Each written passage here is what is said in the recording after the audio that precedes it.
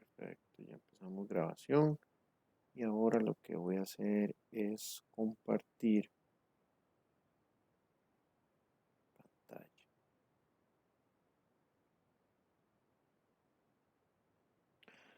Ok, bueno, antes de iniciar la tutoría es importante, bueno, buenas noches, estamos en la tutoría número 2 de producción 2, código 00284. Em, pues el día de hoy vamos a ver los temas a complementar los temas de la tutoría número 1 y ya con esto lo de tutoría 1 y tutoría 2 pues ya serían los temas que entrarían para el primer ordinario, ¿ok? Entonces quería mencionarles justamente eso acerca de el primer ordinario. Voy a revisar un momentito rápidamente las fechas para que veamos eso.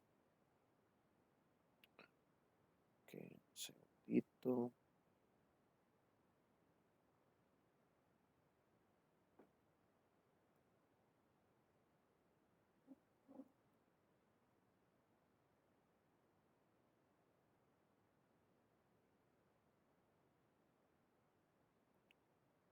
Ok. Entonces,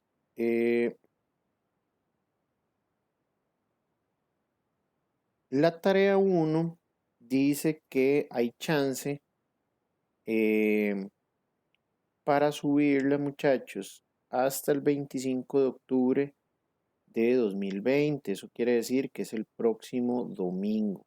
Y tienen chance hasta las 11:59 de la noche.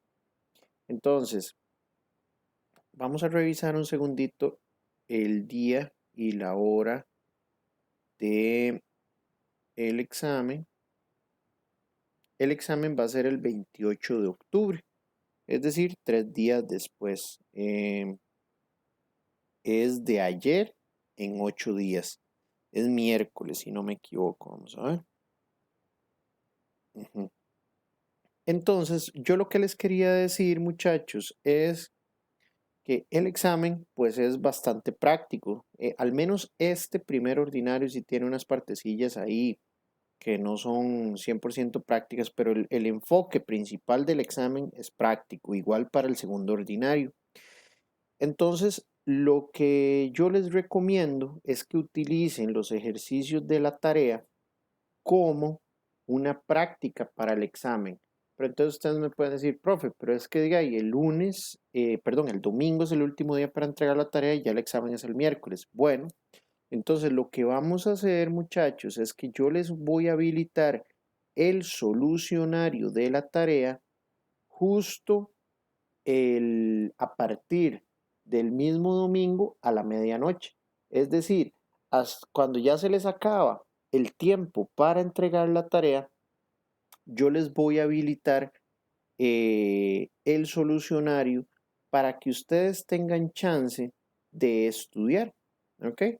Entonces, esa es la idea, que tengan desde el domingo, bueno, ya iba a ser lunes a medianoche, todo lunes, todo martes, para que revisen los ejercicios de la tarea, las soluciones correctas de la tarea. Entonces eso les va a permitir a ustedes pues darse una idea de cómo puede ser el examen porque los ejercicios son relativamente parecidos, no son iguales, pero son relativamente parecidos. Entonces, eso sí, bajo el acuerdo que yo no me comprometo a tenerles las notas subidas de la tarea para antes de que realicen el examen. Es simplemente una ayuda para que ustedes vean el solucionario de la tarea y lo tengan disponible justo antes de realizar el examen, para que lo tengan ahí como una herramienta adicional. ¿Ok? Entonces, eso era lo que les quería decir respecto a la tarea y el examen. Y la otra cosa es esto. Vean que la tarea al día máximo o la fecha máxima es el próximo domingo 25 de octubre. Vamos a ver una cosa. Sí, el 25 es domingo. El próximo domingo hasta las 11:59, pero si ustedes se van aquí a la página principal de la plataforma virtual EducaU, vean este mensaje que a veces nosotros pasamos desapercibido, aunque lo pongan grande y lo pongan ahí en rojo y toda la cosa.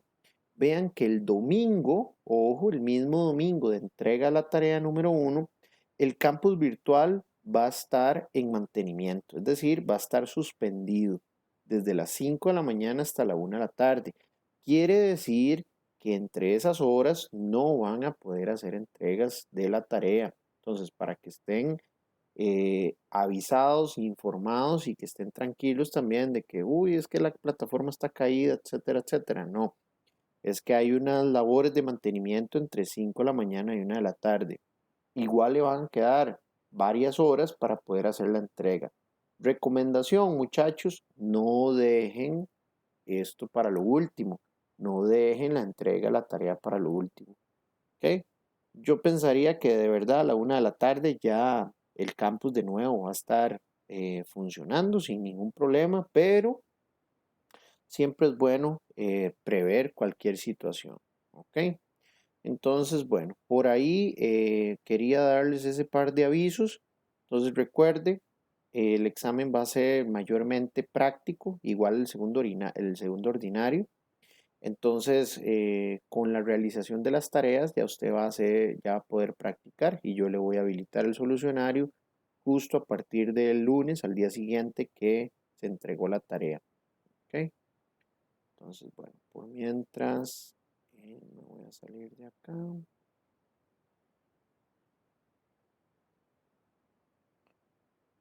Listo, entonces en la pestaña de materiales tutoría 2 está esta presentación que está en PDF del ingeniero Eric Calvo.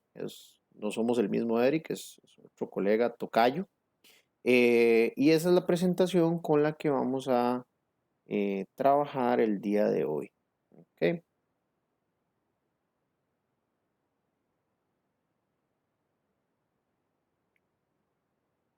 Ok, nada más voy a ver aquí esto.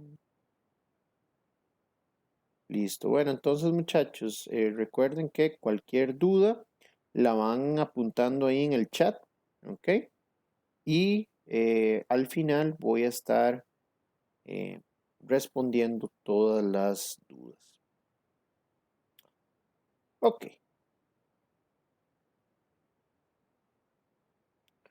Bueno, entonces esta presentación, esta tutoría la vamos a iniciar con el tema de muestreo del trabajo, ¿ok? Que es un tema sumamente importante, ¿ok? No es que los demás temas de esta tutoría no sean importantes, pero podría decir que es el de mayor importancia, ¿ok? Entonces, o igual cuando estén estudiando, denle mayor importancia o mayor peso a lo que estudian también relacionado a lo que es muestreo de trabajo, ¿ok? Específicamente estoy hablando de esta tutoría. ¿Qué es el muestreo del trabajo? ¿Ok? Entonces aquí viene una definición, es una técnica, ¿sí? Es una técnica que utiliza el muestreo estadístico, es decir, tiene un respaldo científico, matemático, estadístico. Es sumamente importante, muchachos, tener ese respaldo.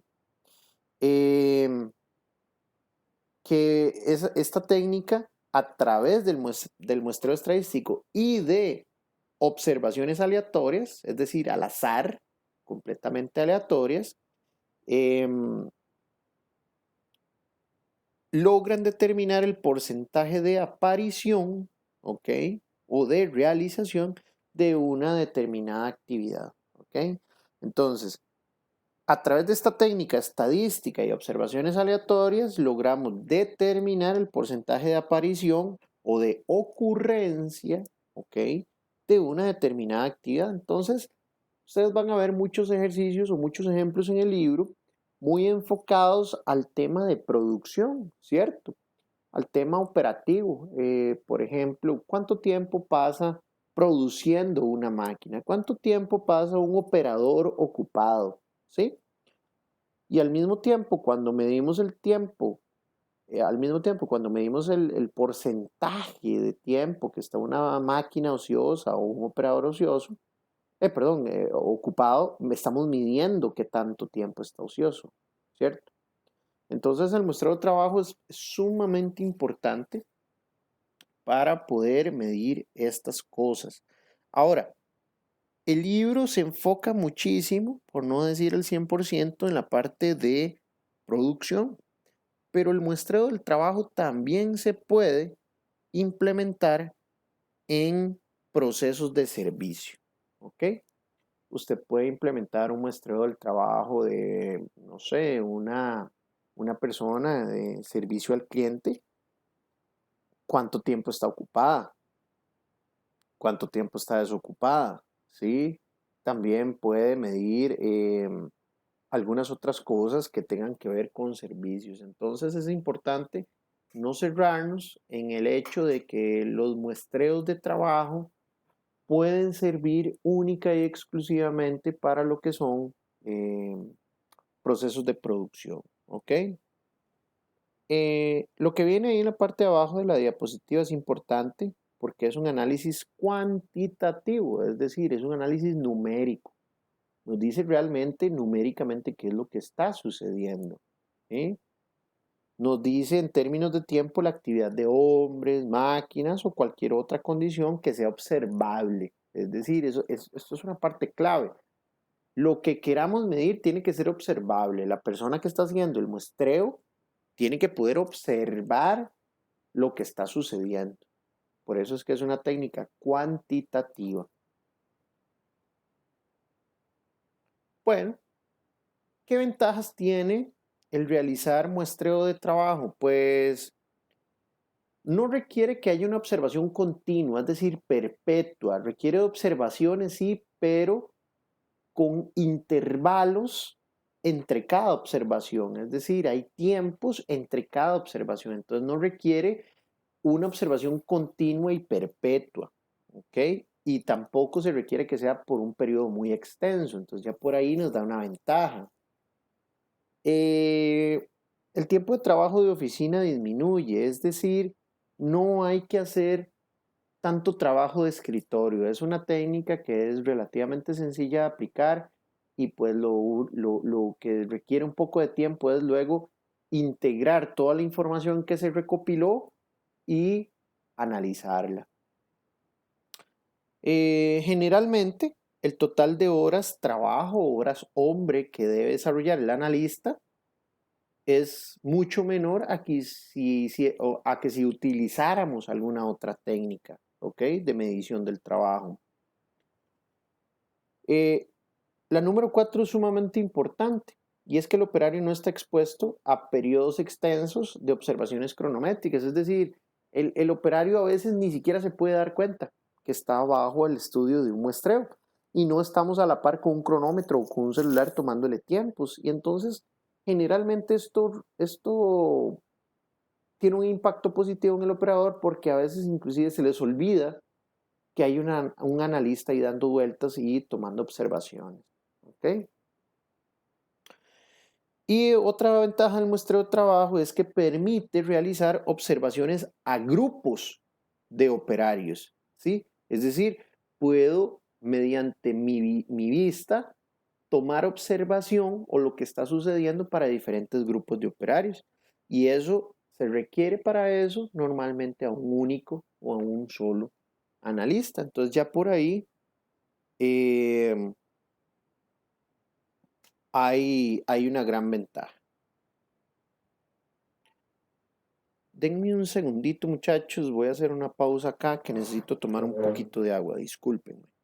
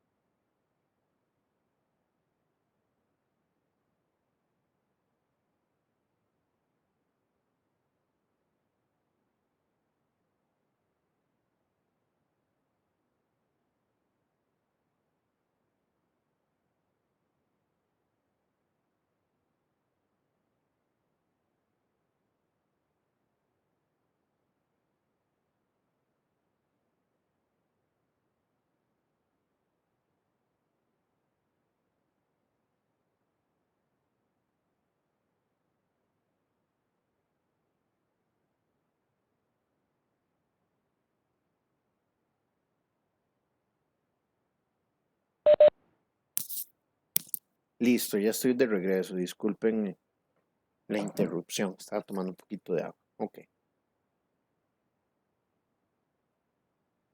Bueno, ¿cómo se realiza un estudio de muestreo de trabajo? Entonces, lo primero, el primer paso es determinar el objetivo de estudio. ¿Qué es lo que queremos medir? ¿Ok? Porque si no hay un problema bien definido, ¿cómo vamos a poderlo atacar? ¿Cierto? Esto no aplica únicamente para muestreos del trabajo, esto aplica de manera general para todo problema que se quiera resolver. Debe de haber claridad en lo que se quiere resolver, debe de haber claridad en cuál es el problema, porque si no, entonces, ¿cómo voy a poder enfocar mis esfuerzos? ¿Sí? Entonces, es sumamente importante que se sepa el objeto de estudio. Y ahora, ¿cómo determinamos ese objeto de estudio? Entonces, em, antes de empezar a observar, hay que decidir cuál es el objetivo de ese muestreo. Y el objetivo más simple, ¿verdad? Es el más simple de todos a través de un muestreo, es determinar o averiguar si la máquina está detenida o en marcha, ¿ok? Esto aplica para máquinas o también para operarios, ¿cierto? Entonces, este es el ejemplo más simple, no es que todos los muestreos van a ser para esto, pero normalmente o generalmente es para lo que más se utiliza. Entonces, vea que ahí las observaciones van a ir en función de dos cosas, máquina en marcha o máquina detenida, ¿sí? Normalmente las observaciones van a estar enfocadas en solo una de las posibilidades. Es decir, si pasé a las 9 y 10 de la mañana me tocó un recorrido, entonces eh, yo voy a marcar que la máquina está en marcha. Y si la máquina está en marcha, entonces la máquina no está detenida, por obvias razones. Entonces, uno lo que hace es medir simplemente uno de los dos estados. Seguimos con la realización del estudio, también se pueden ampliar las observaciones, entonces podemos hacer un desglose de lo que signifique una máquina detenida, porque tal vez nos pueda interesar, y muchas veces es de gran relevancia, nos puede interesar por qué la máquina está detenida. Entonces, no solo vale la pena recopilar la información de que está detenida, sino también poderla clasificar y ver cuáles son los tipos de paro que está teniendo la máquina, por ejemplo, o el operario. Entonces también esos tipos de paro se pueden subdividir y que el analista pueda tomar observación de acuerdo a cada uno de esos tipos de paro. Entonces vea que hay espera por reparaciones, espera por suministros, necesidades personales del trabajador o es que esté simplemente inactiva la máquina. Entonces eso ayuda después a generar reportes o análisis que nos permitan tomar decisiones.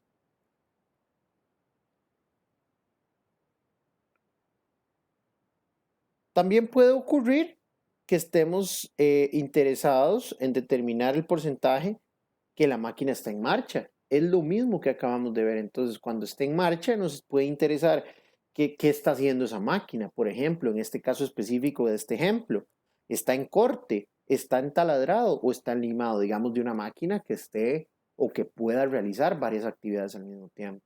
Porque tal vez como analista me interese saber eso. ¿Ok? Bueno, ¿cómo efectuamos las observaciones? Entonces, primero hay que seleccionar el trabajo que se va a estudiar, ¿sí? Y determinar los objetivos del estudio. Eso ya lo vimos hace un ratito, ¿ok? Y luego hay que efectuar una observación preliminar para determinar los valores de P y Q. ¿Qué es eso? ¿Qué es P y qué es Q? P va a ser la probabilidad de ocurrencia y Q va a ser 1 menos P, es decir, la probabilidad de que no haya ocurrencia. Entonces, si mi objetivo es medir el porcentaje del tiempo que una máquina está en marcha, ese va a ser P. ¿Y quién va a ser Q? 1 menos P, es decir, el 100% del tiempo menos el porcentaje del tiempo que la máquina está en marcha. Entonces, P va a ser mi máquina en marcha y Q va a ser mi máquina detenida. Siempre se van a complementar, ¿ok? Y entre ambas deben sumar un 100%. El muestreo de trabajo está fundamentado en la técnica de muestreo por atributos. Ok, aquí ya vienen estas próximas diapositivas un poco de base estadística, ok, que es la que le da esa, esa robustez a la técnica de muestreo de trabajo. Cuando nosotros queremos desarrollar técnicas en los ambientes laborales y propiamente en el ambiente de producción o servicios, lo que yo les recomiendo siempre es usen técnicas que ojalá tengan un soporte o una base estadística o matemática. ¿Para qué?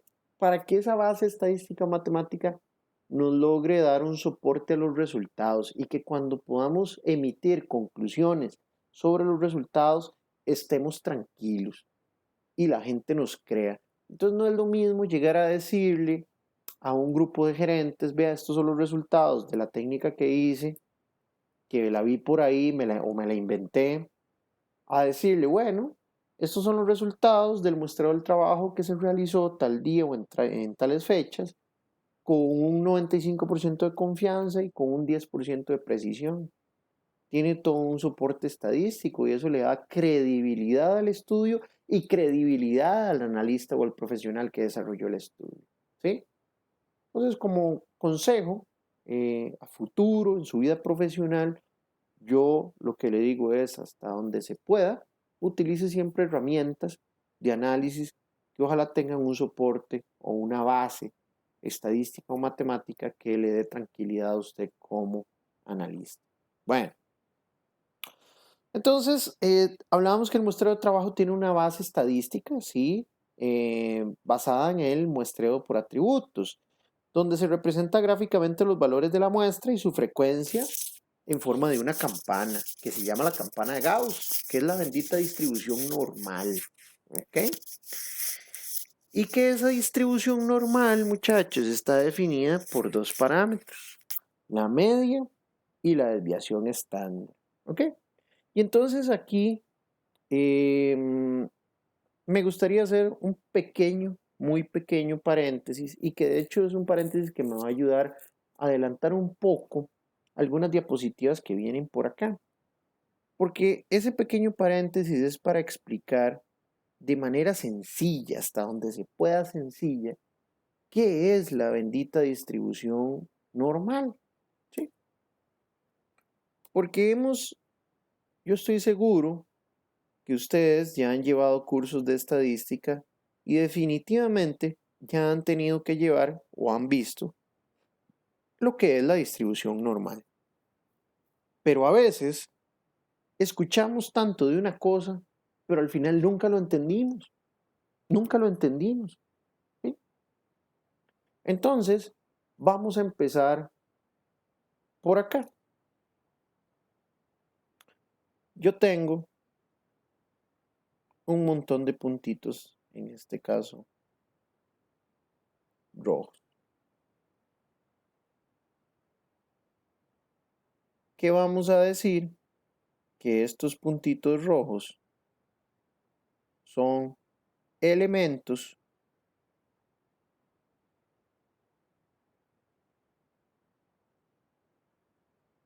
de una muestra. ¿Sí? Entonces, esos son todos los elementos que conforman mi muestra. ¿A qué es lo que le llamamos la media muestral? La media muestral es lo que conocemos como un promedio. Es el valor promedio o el valor medio de todos esos elementos de la muestra.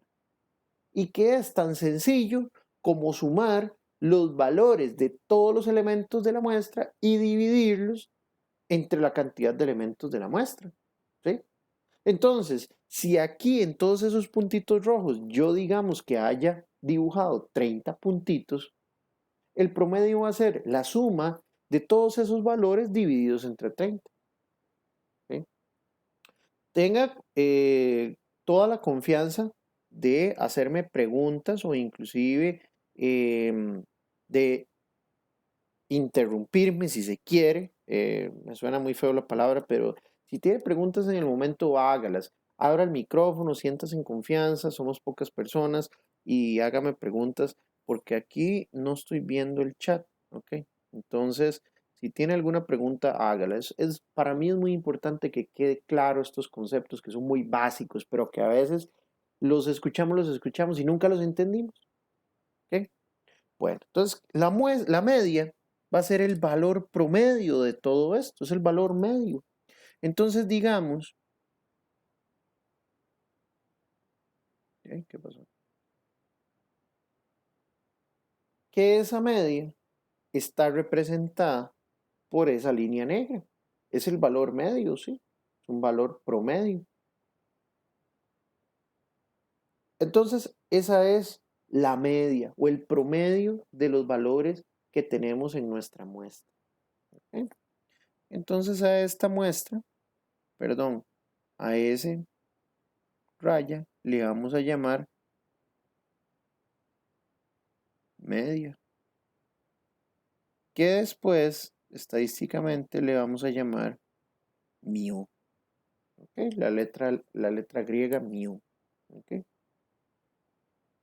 Entonces resulta que si ya para nosotros el promedio era algo sencillo de entender y calcular, estamos realmente todos los días tal vez tenemos algo que ver con un promedio, si lo tenemos muy claro en la mente que es un promedio.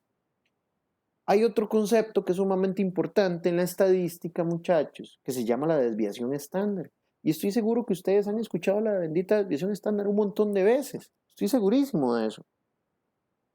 Pero le pregunto en este momento, vamos a ver quiénes están aquí conectados.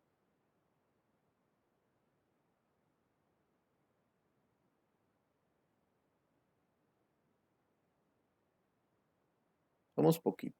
Ahí está Don, Ingrid, Karina y María. ¿Alguno de ustedes cuatro me podría decir, y sienta toda la confianza de abrir el micrófono y decir, alguno de ustedes me podría decir en este momento, de una manera sencilla, explicarme qué es la desviación estándar? Profe, buenas noches. Buenas noches, Don, dígame. Bueno, como lo entiendo, ¿verdad? Sí, Yo sí, diría sí. que la desviación estándar es como una diferencia promedio entre dos valores. Ok. O qué Ajá. tanto se alejan de la media, qué tanto E- se alejan los valores de la media, en ex- promedio, más o menos por ahí. excelente. Ya lo dijo, Don, ya lo dijo. Y gracias, muchísimas gracias por ese aporte.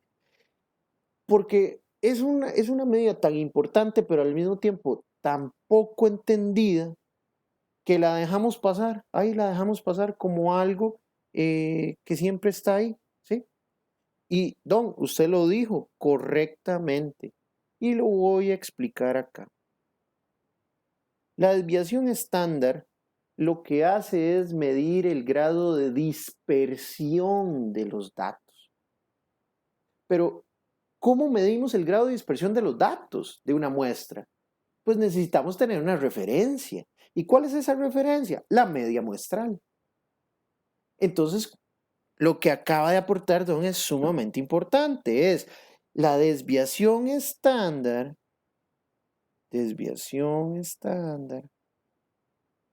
que la vamos a conocer con sigma o con S, dependiendo. Sigma es la poblacional y S es la muestral. ¿Ok? Pero al final de cuentas, la desviación estándar es la dispersión de los datos de la muestra respecto a la media de la muestra. Es decir, que de aquí a acá hay una distancia. De la media a este punto hay una distancia. De la media a este punto hay otra. Aquí hay otra chiquitita, otra grande, grande, grande. Esta que es grandísima, esta chiquitita, esta que es chiquitita, esta que es grande, esta que es grandísima. Los promedios, como lo dijo Don, de todas esas distancias es la desviación estándar.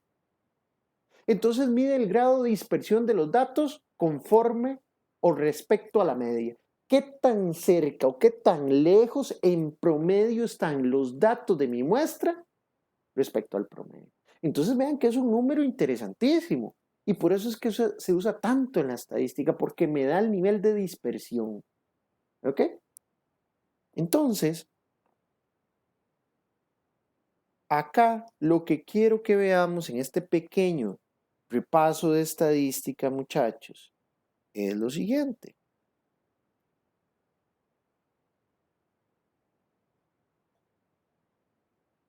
Tenemos la bendita campana de Gauss o la distribución normal, la distribución normal estadística. ¿Okay? Ojo, esta es la distribución estadística más utilizada que existe. Y por eso se llama la distribución normal, porque es la más normal, es la que más se puede, la que nos podemos encontrar con mayor frecuencia en cualquier cosa. No es que todo en la vida siga una distribución normal, pero la gran mayoría de cosas sigue una distribución normal. ¿Ok? Entonces, por eso es que se llama distribución normal. Es la más utilizada en estadística, por esa misma razón. Lo que pasa es que la distribución normal, perdón por la expresión, pero la hemos prostituido, porque la usamos para todo. ¿Ok? Y a veces realmente ese uso que le damos no es el correcto. Pero bueno, eso no viene al caso. Para el muestreo del trabajo hay una base estadística que está soportada en la distribución normal. Y la distribución normal resulta que tiene dos parámetros. Un parámetro que es la media, que le vamos a llamar mu, que es el valor central o el valor promedio, ya vimos. Y el otro parámetro de la distribución normal es sigma, que es la desviación estándar. Entonces aquí le vamos a poner que esto es la media y esto es la desviación estándar. ¿Ok?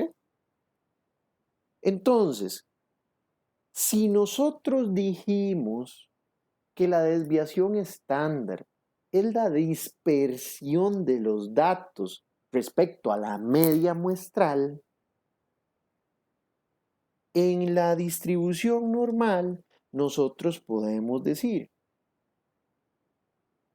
si yo me corro hacia acá y hacia acá, que es en una misma distancia, ¿sí?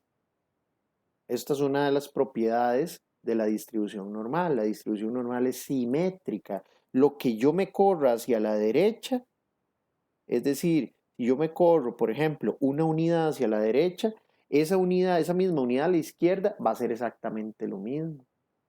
¿Ok? Entonces,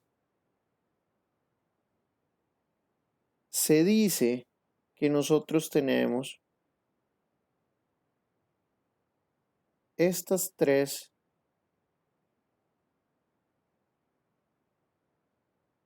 Voy por acá, un segundito, ponerle morado.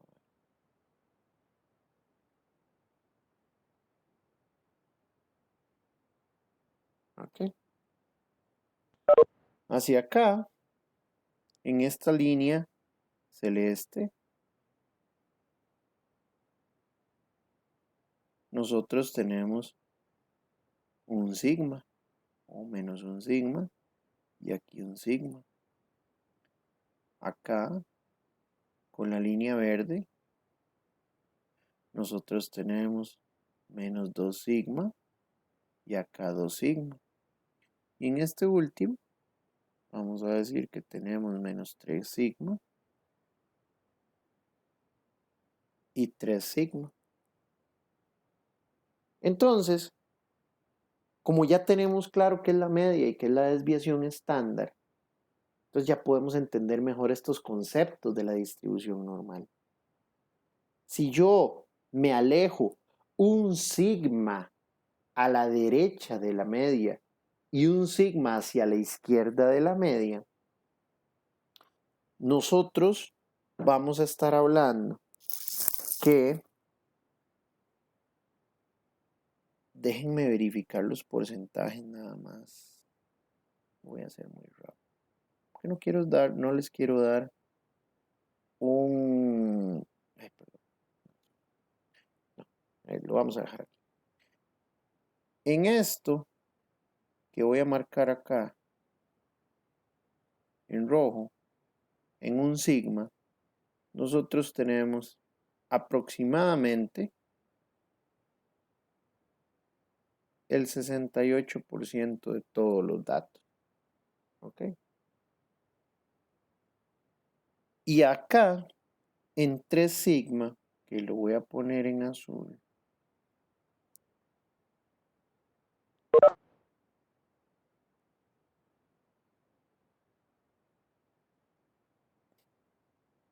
tenemos en azul aproximadamente el 98, algo por ciento de los datos. Entonces, lo que quiero que veamos acá es varias propiedades de la distribución normal. Uno, la simetría. Lo que me muevo hacia la derecha va a ser equivalente a lo que me puedo mover a la izquierda. Y luego los conceptos de desviación estándar y de media. Y que quede claro que la desviación estándar es la dispersión de los datos respecto a la media. Entonces, no sé si han escuchado el término de 6 sigma. Cuando hablamos de 6 sigma es una técnica o una filosofía también productiva donde se dice que se obtienen 3 fallos o 3 errores o 3 productos inconformes por cada millón de productos fabricados. Entonces, todo eso tiene que ver con esto que acabamos de ver aquí de la distribución normal.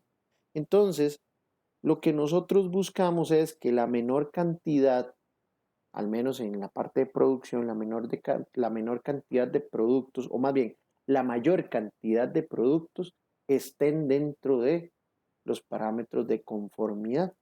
¿Ok? Y eso es lo que significa 6 sigma. Aquí me adelanté y les tiré algunos otros conceptos que no son parte del curso, pero que son importantes y que ustedes pues en el futuro los va a ver. Pero todo esta base estadística es importante para las siguientes diapositivas. Guárdese de todo esto que acabamos de ver acá, el concepto de media, de desviación estándar y de la distribución normal. ¿Okay? Bueno, voy a ver si hay alguna pregunta. Parece que no. Ya tenemos más gente conectada. Ok.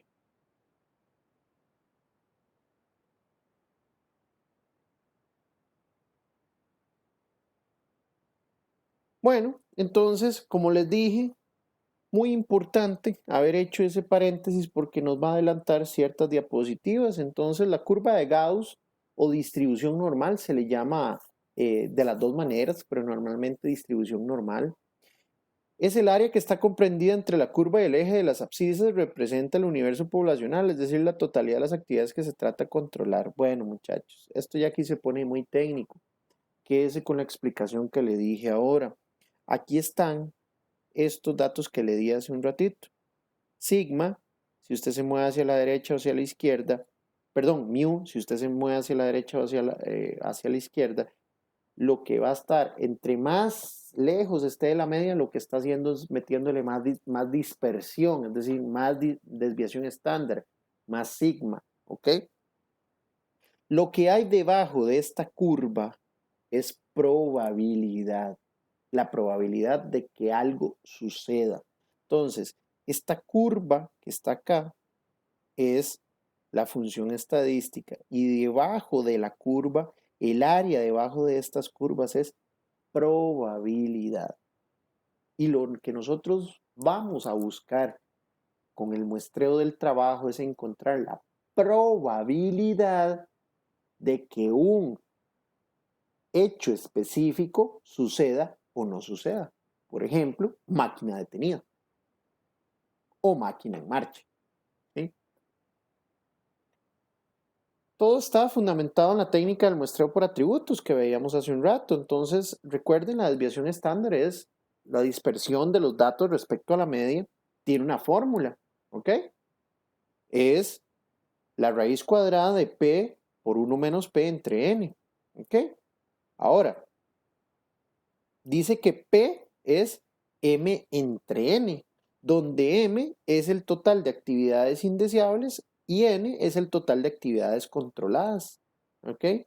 Entonces, por ejemplo, si tenemos 100 actividades y hay 50 que son las indeseables, ¿cuánto vale P? P vale 50 entre 100, un 50%. Y N mayúscula, es el número de observaciones totales del muestreo. ¿Ok? Ah, bueno, les decía, esto, lo que veíamos acá, no era un 98%, es un 99% que está entre menos 3 sigma y 3 sigma. Entre menos 1 y 1 sigma hay 68% y entre menos 2 sigma y 2 sigma positivo hay 95% de los datos. ¿Ok? Bueno, pasamos un poco ya a la parte estadística. Igual esa parte estadística la vamos a reforzar con el cálculo este del número de observaciones. Entonces, ¿cómo efectuar las observaciones? Primero hay que determinar un nivel de confianza estadístico, ¿ok? Y el grado de precisión seleccionados, ¿ok? Para con ello determinar el número n de observaciones que requerimos, ¿ok? Entonces, esta parte es sumamente importante porque de aquí depende la cantidad de observaciones que necesitemos nosotros hacer. Normalmente, muchachos, se utiliza, o comúnmente se utiliza un 95% de confianza estadística. ¿Eso qué quiere decir? Porque eso también yo estoy seguro que ustedes lo han escuchado varias veces. Un 95% de confianza estadística lo que quiere decir es que estadísticamente hay un 5% de probabilidad de cometer un error. Es decir, que hay un 5% de probabilidad que los datos que estemos presentando tengan error, pero hay un 95% de confianza de que esos datos estén correctos. ¿Ok? A uno le encantaría que poder asegurar que el 100% de lo que usted está presentando sea correcto, pero estadísticamente eso es inviable. ¿Por qué? Porque entonces va a necesitar un montón de observaciones. ¿Ok? Y para eso es que hacemos el cálculo de la cantidad de observaciones basado en el nivel de confianza que queremos. Luego, determinamos la frecuencia de las observaciones utilizando tablas de números aleatorios para realmente darle aleatoriedad a las observaciones o cuándo vamos a hacer los recorridos. Se preparan hojas de registro para tomar las observaciones, se ejecutan las observaciones y se analizan los resultados. Entonces esto es una hojita o una plantillita sencilla de toma de observaciones. Entonces, por ejemplo, lo que si se quería medir era nada más máquina en marcha y máquina detenida, entonces ahí se va apuntando. Pero ojo, esto ya es como decía mi abuela, el tiempo de UPA. Esto con papelito, esto ya no sirve. Ahora usted lo que agarra es una tablet y va ahí, hace sus observaciones y lo va apuntando en un Excel de una vez. O estoy completamente seguro que ya deben existir aplicaciones para celular o para tablets para muestreo de trabajo. Estoy completamente seguro que eso ya debe existir. Entonces, ya ahora esto, papelitos, ya no, ahora que todo quede digital, ¿sí? Este es otro ejemplo. Vean que aquí estábamos con las dos categorías grandes que era máquina en marcha y máquina detenida, ¿sí? Vean, por ejemplo, 62 observaciones de máquina en marcha de 75 totales. Quiere decir 62 en marcha y 13 detenida. Entonces tiene un porcentaje de ocurrencia de 82.7% de máquina en marcha y 17.3% de máquina detenida. Pero si queríamos un poco más de detalle para decir cuándo la máquina está detenida y por qué razón está detenida, entonces vea que se puede agregar estas otras razones. Entonces, tenemos las mismas 13 6 y 2, 8, 9 y 4, 13. Tenemos las mismas 13 observaciones, pero ya podemos dar un desglose del por qué la máquina estaba detenida. ¿Sí? Entonces, este 17.3% que teníamos acá de máquina detenida lo puedo desglosar en esto y decir que estaba en 2.7% del tiempo en reparación, 8% del tiempo esperando suministros, 1.3 necesidades, no sé a qué se referirá a eso, y 5.3% del tiempo inactivo. Pero entonces usted puede complementar y dar razones o justificaciones de por qué la máquina está detenida. Cuando usted tiene este tipo de justificaciones o sí, justificaciones de paro de máquina, por ejemplo, esto lo que le sirve, estos datos es para tomar decisiones después. Porque esto lo que busca, muchachos, es poder analizar y tomar decisiones. No es que se busca simplemente el bendito número. Eso es lo que erróneamente nos enseñan o enseñamos en las universidades, a que calculemos el número. Pero lo más importante es que interpretemos ese bendito número y que tomemos decisiones a partir de eso. Si yo estoy viendo que el 8% del tiempo mi máquina está detenida por falta de suministros, quiere decir que la máquina está detenida no porque esté fallando la máquina, sino porque la persona o el departamento o quien sea el encargado de que esa máquina no se quede sin producto o sin materia prima para producir, no está haciendo su trabajo. Entonces no es un tema de máquina. La máquina está bien. Lo que le falta son los suministros, le está faltando la materia prima para ponerlo a operar. Entonces, ¿qué acciones puedo tomar? Bueno, que se ponga las pilas la persona encargada de las materias primas o tener suficiente inventario en proceso delante de mi máquina para que no se detenga. ¿Sí? Y ese es el tipo de cosas que estos ejercicios, que estas técnicas, estas herramientas nos sirven.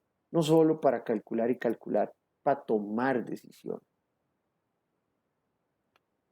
Bueno, aquí viene otro ejemplo de hoja de registro de muestreo de trabajo. ¿Ok? Entonces, este sería, o este es un ejemplo, si yo lo que quiero medir es específicamente a operarios. Entonces, vean que aquí viene elementos del trabajo, o sea, viene elementos desde el 1 hasta el 10. Son actividades, las actividades estándar que realiza ese trabajador o que puede estar realizando. Entonces, aquí voy marcando cuál, digamos, hice una observación, mi primer recorrido y el trabajador 1 estaba con el elemento de trabajo 1, entonces le pongo ahí una rayita y le marco que estaba haciendo eso, ¿sí?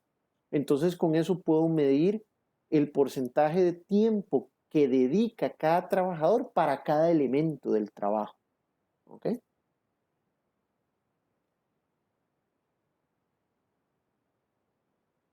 Bueno, entonces ahora entramos propiamente con la fórmula o el método para determinar la cantidad o el número de observaciones que debemos hacer. Entonces, primero hay que hacer un cálculo aproximado del porcentaje que representa un elemento cualquiera en relación al total de actividades, ¿ok? Entonces, calcular un P aproximado, un P inicial, es decir, la actividad de mayor interés, por ejemplo, máquina detenida, entre el número total de actividades. Luego, hay que determinar los límites aceptables de tolerancia. Eso lo que quiere decir es qué aproximación se desea tener en los resultados en relación con los valores reales. ¿Ok?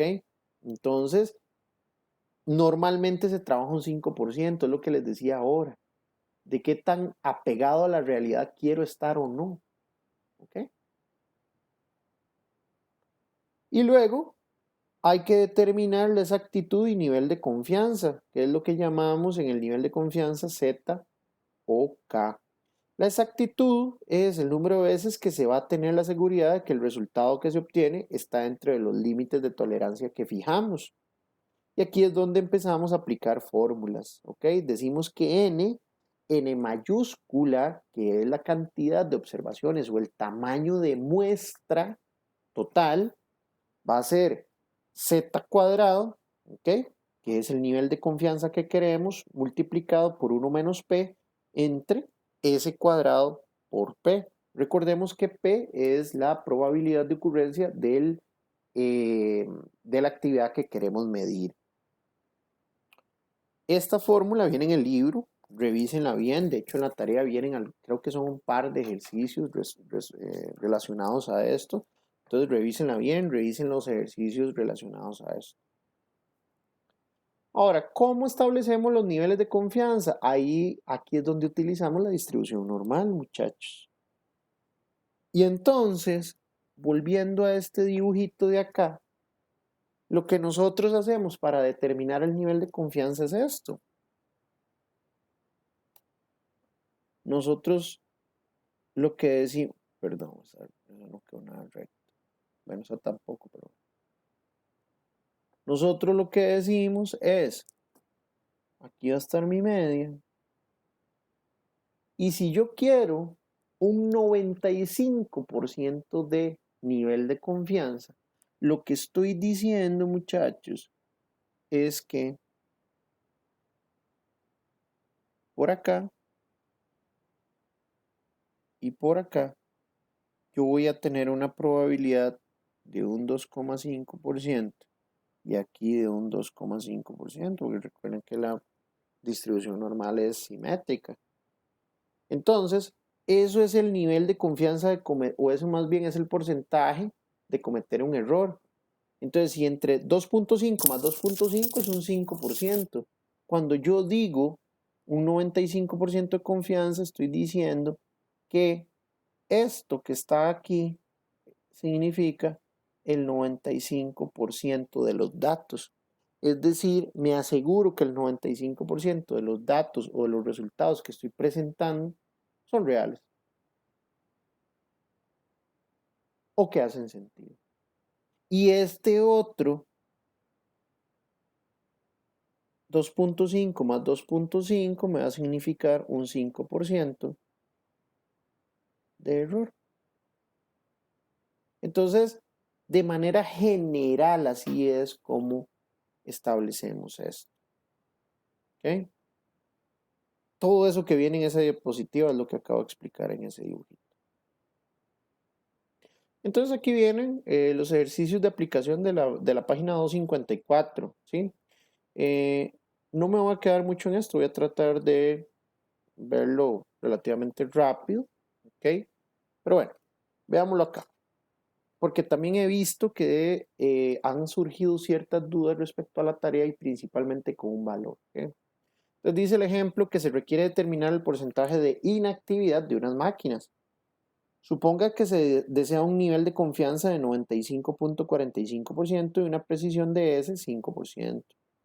En el primer muestreo se obtuvieron varios resultados, que es máquinas inactivas 140 y máquinas activas 140 y máquinas inactivas 60 para un total de 200 observaciones. ¿Ok? Entonces, primero hay que calcular P. P es la actividad de interés entre el total de actividades. En este caso, vea que en color rosado se puso S60, que eso era lo que se quería medir, porque vea que aquí el ejercicio dice se requiere determinar el porcentaje de inactividad de unas máquinas. Entonces, la actividad de interés en este caso es la inactividad de la máquina. Entonces, P va a ser 60 entre 200. ¿Ok? Y ese P es 0,3 o 0,30, es lo mismo. Si P es 0,30, ¿cuánto es Q? Q habíamos dicho que era 1 menos P, o la diferencia de 100 menos P. Entonces, si tengo un 30% de máquinas inactivas, voy a tener un 70% de máquinas activas. Entonces luego calculamos n, donde n es z cuadrado multiplicado por 1 menos p entre s cuadrado por p. Este es el punto importante donde necesitamos que haya claridad. Si el ejercicio nos dice que el nivel de confianza es 95,45, eso es equivalente a un z igual a 2. Es decir, este z cuadrado es 2 al cuadrado, no es 95,45% al cuadrado, porque eso me han preguntado varias veces respecto a la tarea. No, usted va al libro y consulta basado en ese 95.45% de confianza a cuál z equivale. ¿Ok? Y ese es un z igual a 2.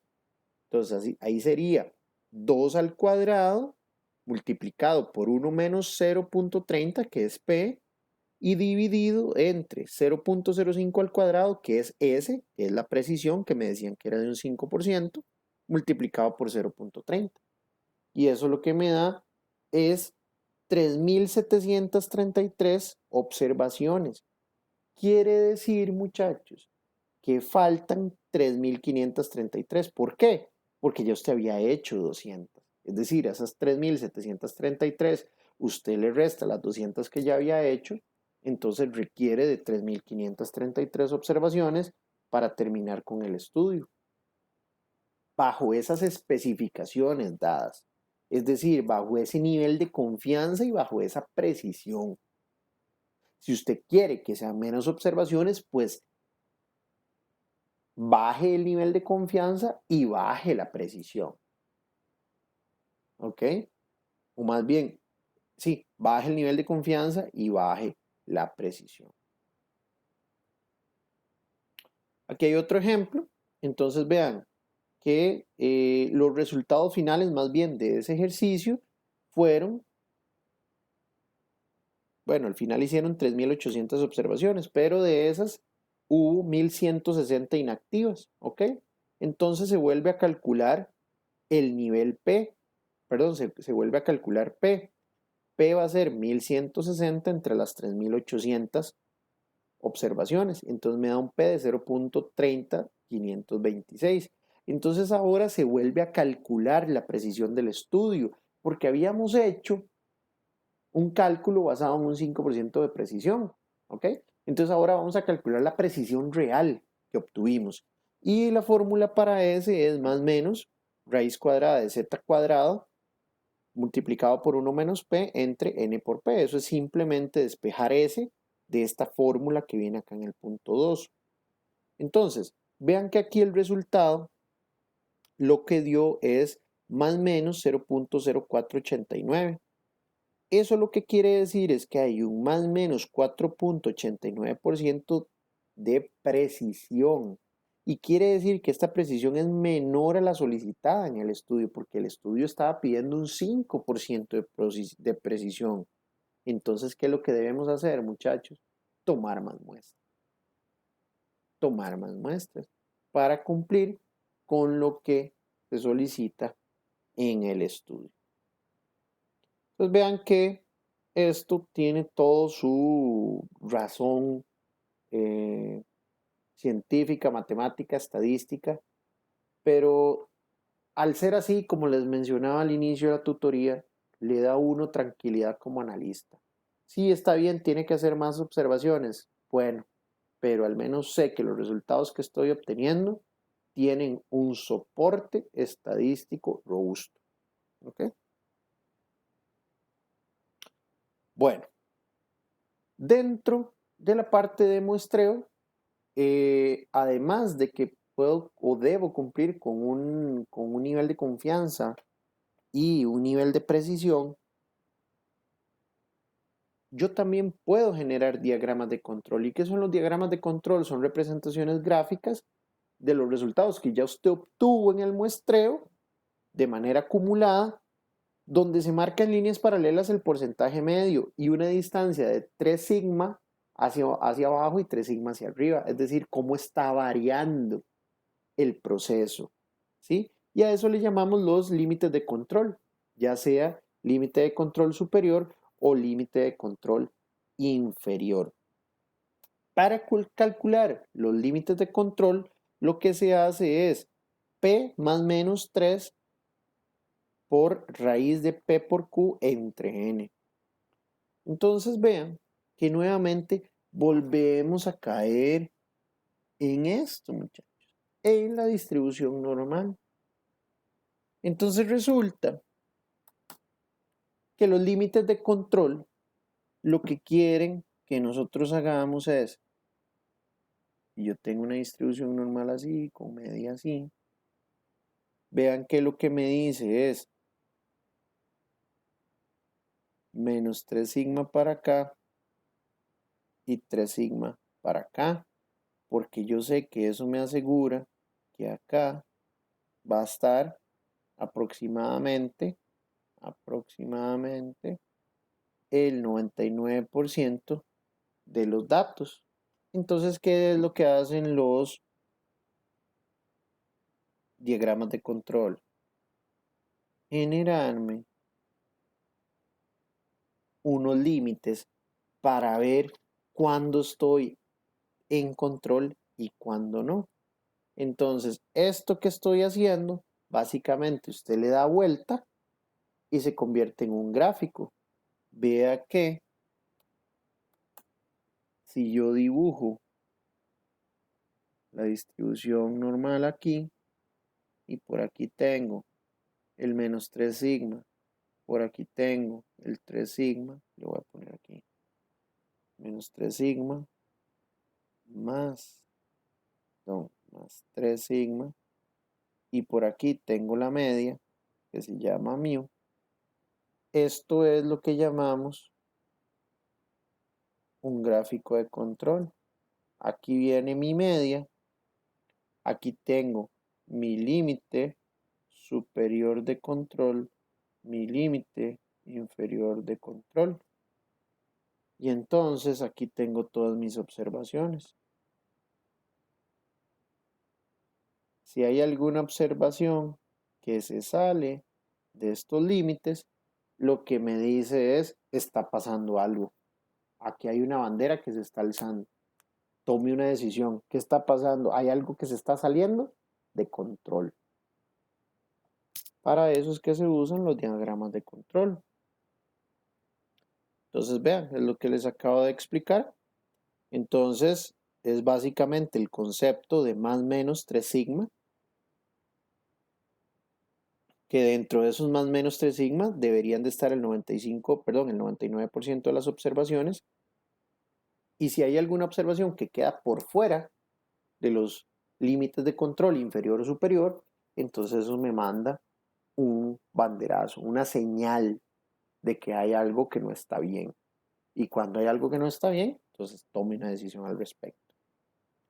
Entonces, para muestreo de trabajo, lo que esto significa es, por ejemplo, porque ustedes lo que podrán decir es, bueno, profe, pero ¿cómo aplica esto para el muestreo del trabajo? Entonces, aquí tengo mi límite de control inferior, aquí tengo mi media, y aquí tengo mi límite de control superior, límite de control inferior, y aquí tengo mi media. Pero esa media, ¿quién es? Es P. Ay, perdón. P. Es el P que yo ando buscando. Es decir, la probabilidad de ocurrencia, la probabilidad promedio de ocurrencia de lo que yo estoy analizando. Por ejemplo, máquina detenida.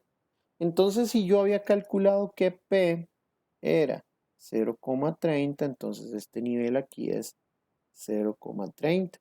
Y aquí calculo basado en la formulita, límite de control superior, eh, creo que es 3 por raíz de P por Q entre N, si no me equivoco. ¿Ok? Más, aquí es, aquí 3 menos aquello. Entonces, yo aquí voy graficando, aquí vienen los días, por ejemplo. Día 1 del muestreo, día 2 del muestreo, día 3, día 4, día 5, día 6, 7, 8, 9, por ejemplo. Entonces yo obtuve un P el día de 1, aquí cerquita, el 2, aquí abajito, el 3, por aquí arriba, el 4, por aquí muy cerca de la media, el 5, sobre la media, el 6, estuvo cerquita del límite de control superior. Día 7, volví a estar ahí en la media. Día 8, me salí. Día 9, otra vez acá. Bueno, entonces, si eso es así, ¿qué pasó con ese día 8? Si de los 9 días, un día, o más bien no lo veamos de manera negativa, veámoslo de manera positiva, 8 días de los 9 del estudio, mi porcentaje P o mi porcentaje de ocurrencia de la actividad, que en este caso digamos que fuera máquina detenida, estuvo en 0.3, pero un día, por ejemplo, estuvo por debajo de eso o estuvo por encima de eso. Bueno, ¿qué pasó? Hay que analizar el por qué ese día hubo un punto fuera de control. ¿Okay? Para eso es que se utilizan los diagramas de control en el muestreo del trabajo.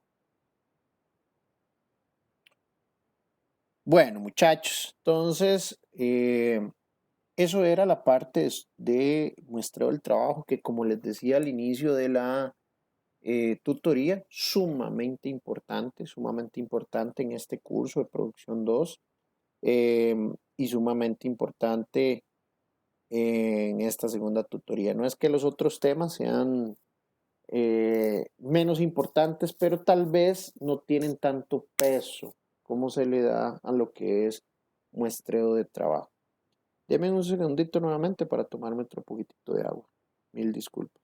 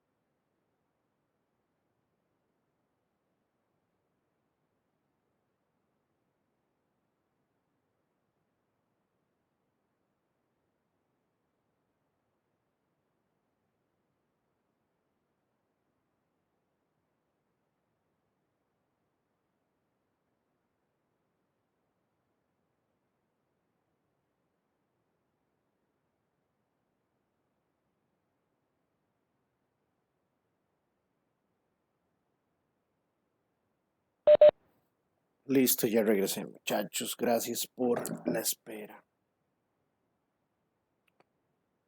Ok, bueno. Entonces seguimos con lo que es capítulo 13, lo que es datos estándar.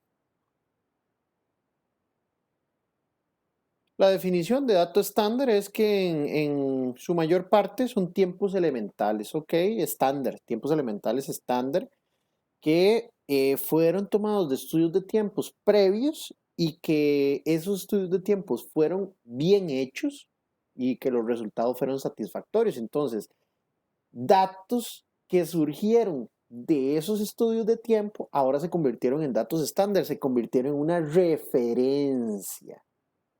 referencia de los tiempos de producción principalmente. Entonces, cuando se obtienen datos estándar, principalmente uno busca distinguir los elementos constantes de los elementos variables.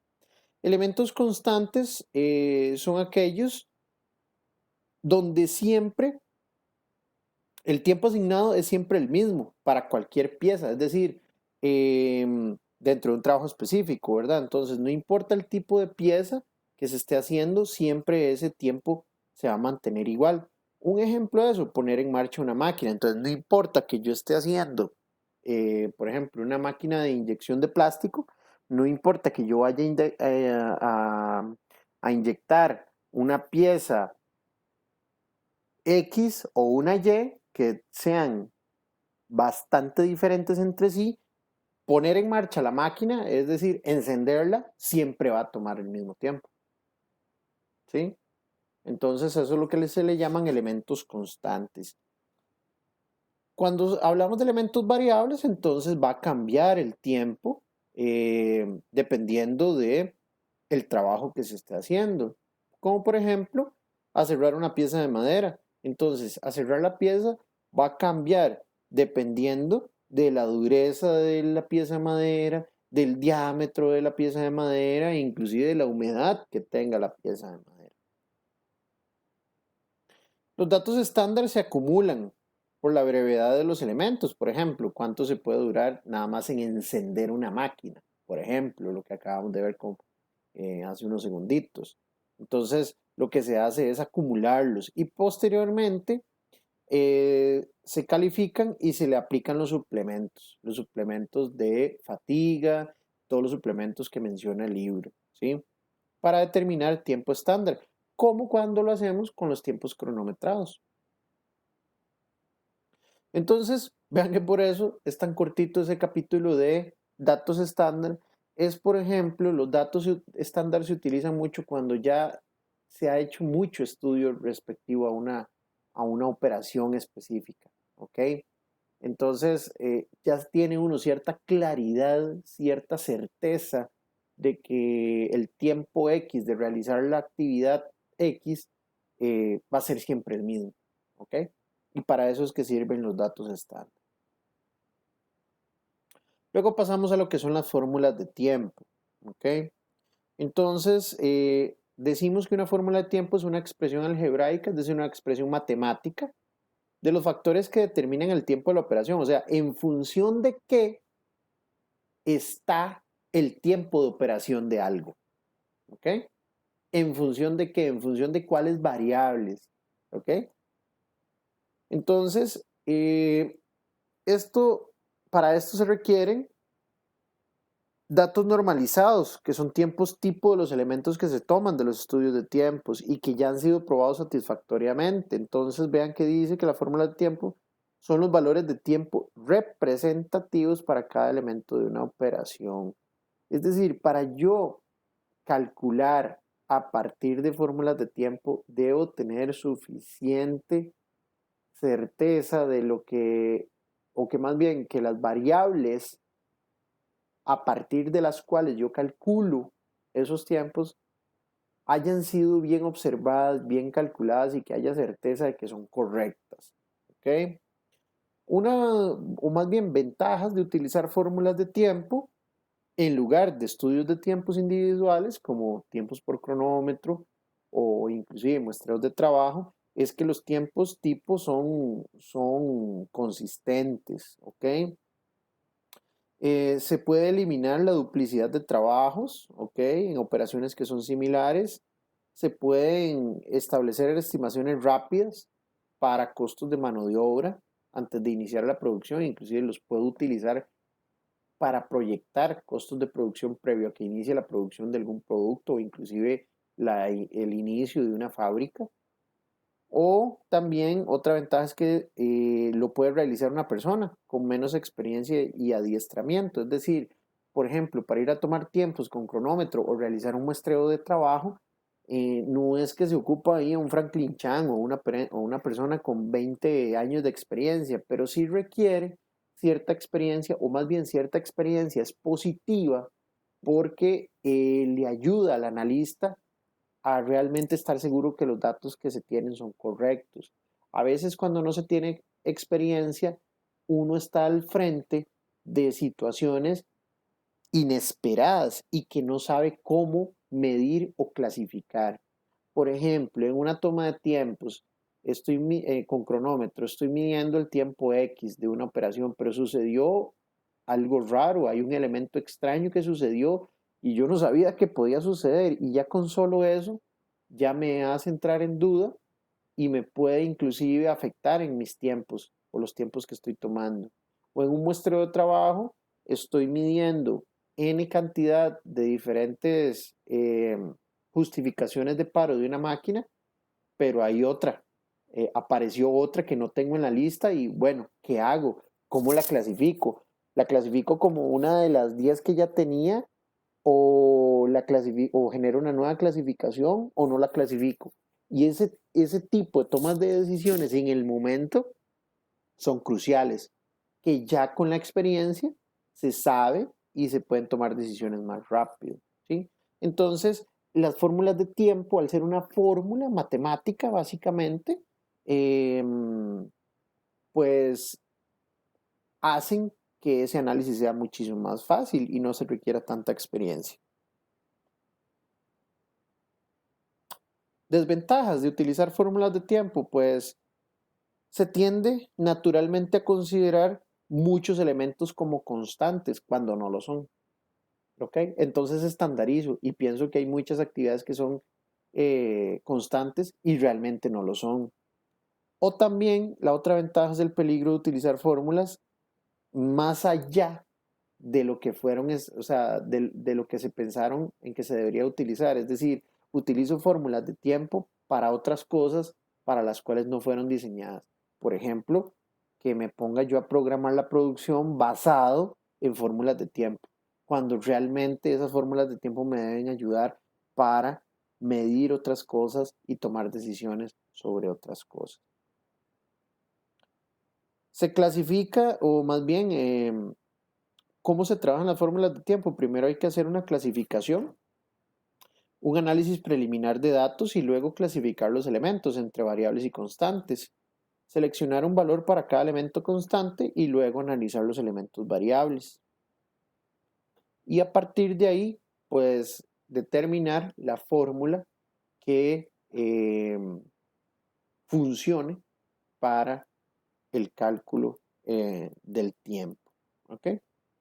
Entonces, nuevamente de esta presentación sumamente importante o de esta tutoría, muchachos, haciendo una recapitulación, sumamente importante el tema de muestreo de trabajo. ¿Ok? Eh, no es que las fórmulas de tiempo, los datos estándar no sean importantes, sí son importantes, pero no son tan utilizados realmente, no son tan utilizados. Una empresa para utilizar fórmulas de tiempo, realmente para mí personalmente tiene que ser una empresa sumamente, o sea, que debe tener un grado de madurez en la parte de producción muy alta, un grado de madurez en su equipo de ingeniería de procesos muy alta, ¿verdad? Entonces, y eso normalmente no sucede. Y ahora con datos estándar, pues no es que no se usen, pero también generan ciertas dudas, ¿verdad? De que algo pudo haber cambiado. Entonces, por eso generalmente se utilizan métodos como el muestreo del trabajo o tiempos por cronómetro.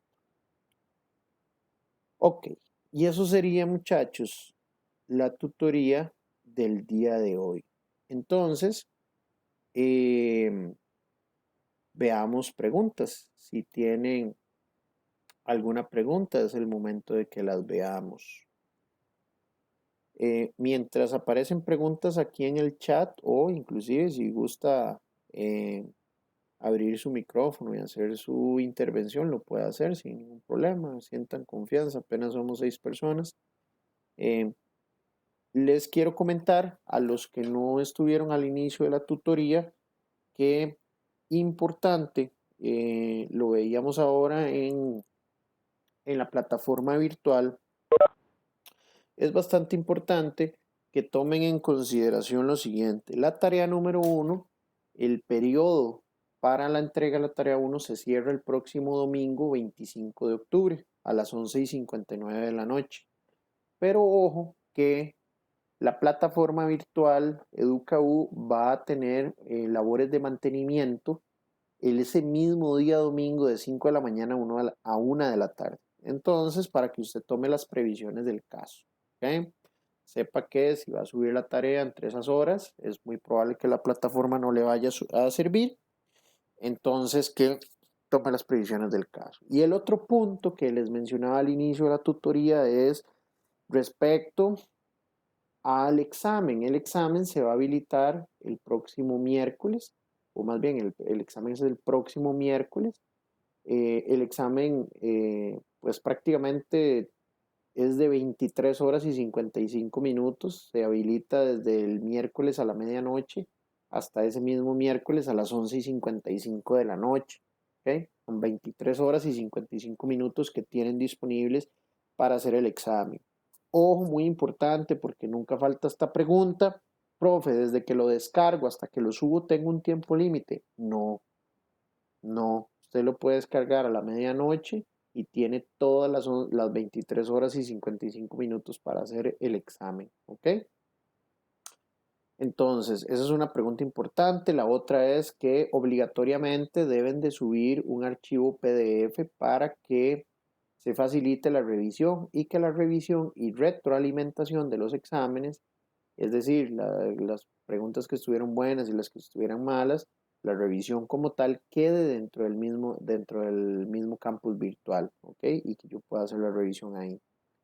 El otro punto, no menos importante, el último punto y no menos importante respecto a la tarea y el examen, es que la tarea, como les dije, nuevamente cierra el domingo a las 11:59 de la noche y el examen es 3 días después, el día miércoles. Es importante que sepan que el examen,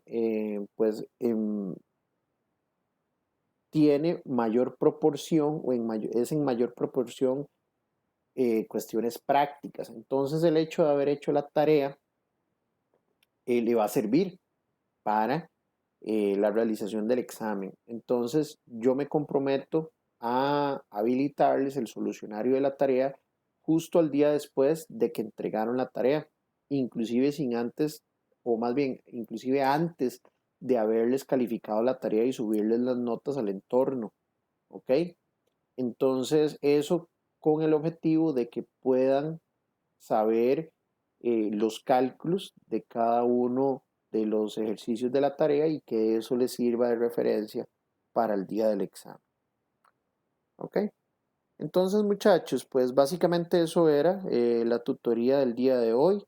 Quisiera saber si tienen alguna pregunta específico sobre la tutoría o sobre la tarea o sobre el examen.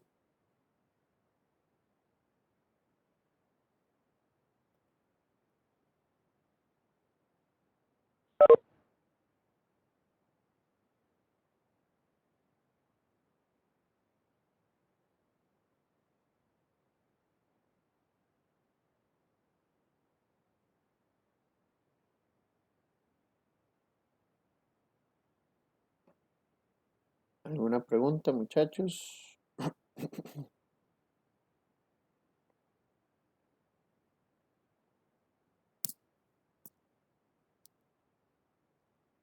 Bueno. Parece que no hay preguntas, entonces recuerden que esta tutoría queda grabada. Esta misma noche yo les habilito el link de YouTube para o que les da acceso a la grabación de esta tutoría para que la puedan consultar en cualquier momento. Les agradezco muchísimo la atención y cualquier duda o consulta estoy a la orden a través de la plataforma EducaU. Muchísimas gracias, buenas noches y nos vemos hasta la próxima tutoría. Gracias, muchachos.